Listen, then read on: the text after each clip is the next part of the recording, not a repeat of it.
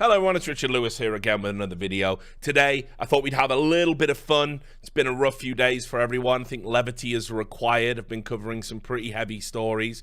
So let's have a laugh. Let's have a laugh at one of my favorite topics to laugh about, and that is, of course, Overwatch and its insane fandom and the constant efforts of Activision Blizzard to try and push this game into the mainstream. It's the 4th year anniversary.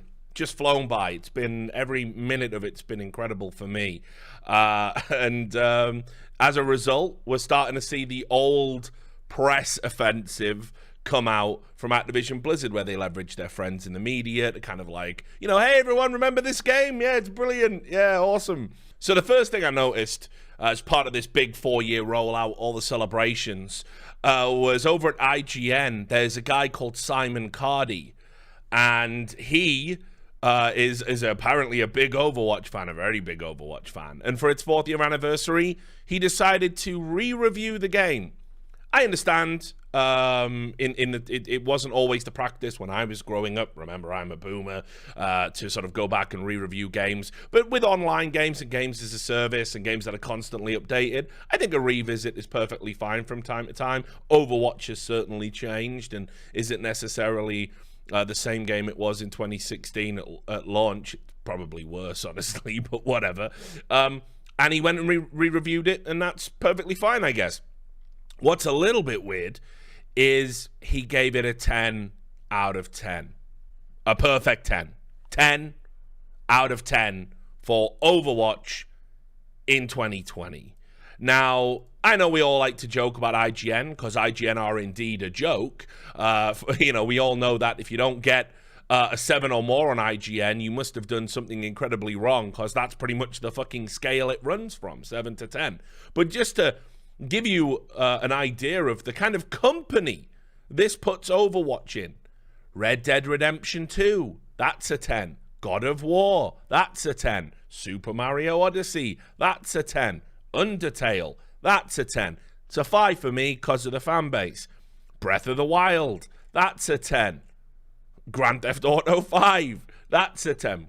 Overwatch, I don't know about you guys, I'm not really feeling that 10 vibe for the game. And you're going to go, well, of course you don't, Richard. You hate Overwatch. I played it when it first came out. It was alright. It's never close to a 10.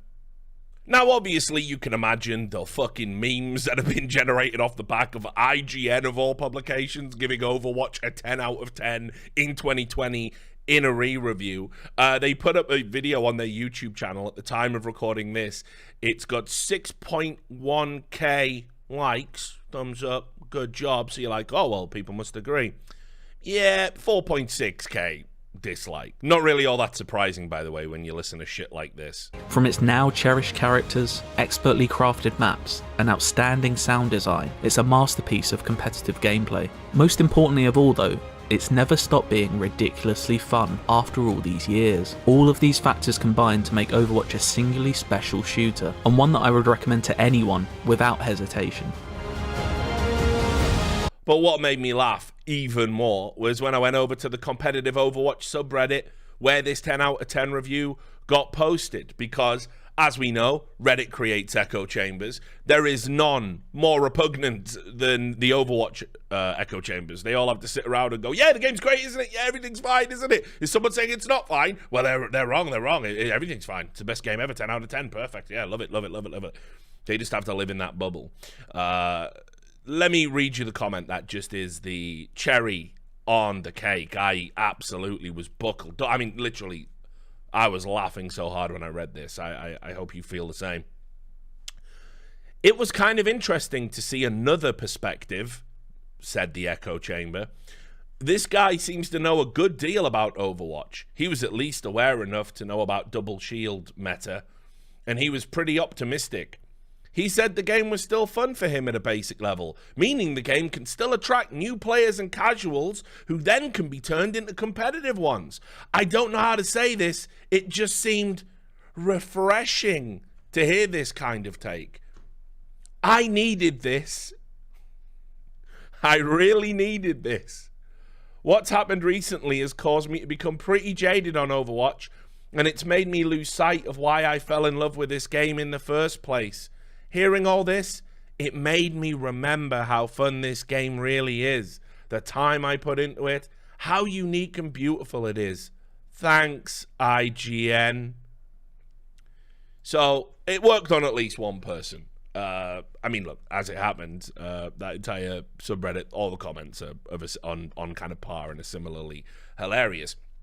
There were some people in the community out there in cyberspace, gaming aficionados, intimating that this was a paid-for review. I'm not going to go that far. I don't think it needs to be, because what I did was I looked into the author. I looked into the guy who wrote it. And let me tell you, this guy really is, for want of a better word, a simp for Overwatch. Simon Cardy's not fucking around. He's not joking. So here's some of his earlier work. This was originally posted, you'll notice, in October 2019, and then it got updated in January 2020 and published. And it was basically an opinion piece saying, hey, I want an Overwatch story campaign more than I want a sequel. And in it, he says, Overwatch is still my favorite game. And he talks about all of the things and, oh yeah, wouldn't it be great if we could have this story mode so I can learn more about my favorite characters and maybe see their feet a little bit. And you can see that it ends saying, true, introducing a new style of gameplay will prove a big hurdle if a fully fledged Overwatch PvE was to come to fruition, but it's hardly the highest one Blizzard will have to jump over in recent time. If you go to an earlier archived version of the same review, which is still up on the IGN Southeast Asia vertical, where they haven't updated it for the 2020 audience, you go and you read the way it ended, and it's unbelievable what he says. He says, true, introducing a new style of gameplay will prove the biggest hurdle if a fully fledged Overwatch PvE was to come to fruition. But I have little reason to doubt Blizzard.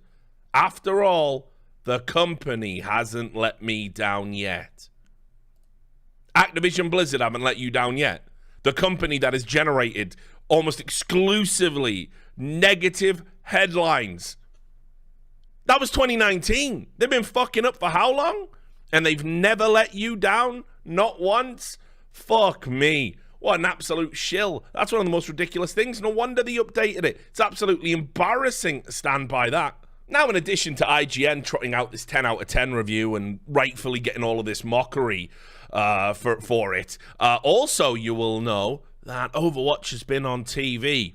No, not the animated series that's been rumored and probably is coming. In fact, I would go so far as to say just pivot to making a cartoon and stop making a game. That's pretty much the audience you've got at the moment.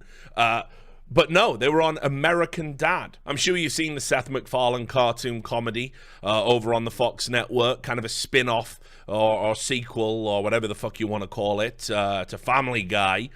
And yeah, there was a storyline where Stan Smith had to go undercover as an esports competitor, and the game that they just so happened to choose roundabout Overwatch's 4th year anniversary was Overwatch. And guys, let me tell you, I haven't watched American Dad for a few years, but this is pretty fucking bad. It's pretty fucking cringeworthy. See for yourselves. This is General Kim. His anti-Western sentiments run deep. Every year, our target attends an international video game tournament in Hong Kong. Uh-oh, Blizzard. You've been associated with Hong Kong again. Might be time for a phone call to your overlords in China. He is a massive esports fan. The only time he leaves the security of his underground bunker is to attend the final match. The next step will be to qualify for the finals. That's when Smith will eliminate General Kim. But none of us play video games. You do now. This is the game, Overwatch. And this year's Overwatch Invitational. We are underway. The Americans come out with 3 tank heroes, sacrificing speed for armor. They must be drawing inspiration from the American bison, their bulkiest indigenous mammal. Watch out! Here comes a flank from Team Canada. It's an ambush! Stan, I need healing! I'm following Hooper. I thought I was following you! The entire U.S. team just walked off a cliff. Perhaps a new strategy we haven't seen? Nope, just really bad. I think their strategy was to be good, but they didn't execute. America will start ironically defending their own home turf against Team Vietnam. Reaper behind us. I wouldn't worry about him anymore. A clutch headshot ends the attack. America off to a hot start. Cover me. I'm going after Tracer.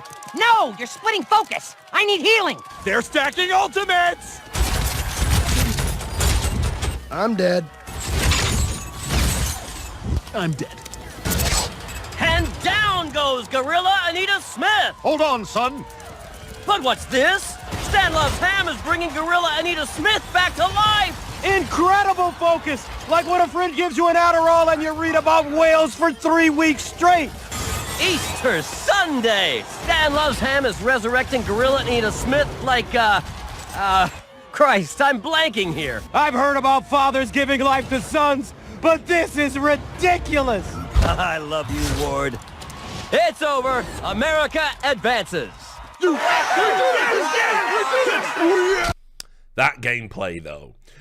So anyway, there they are over on American Dad. And it's kind of reminiscent, I guess, of the famous South Park episode, Make Love, Not Warcraft, a classic cartoon by any metric. And it's funny because Blizzard actually worked with those guys, the creators of South Park, even though the comedy was kind of poking fun at the player base.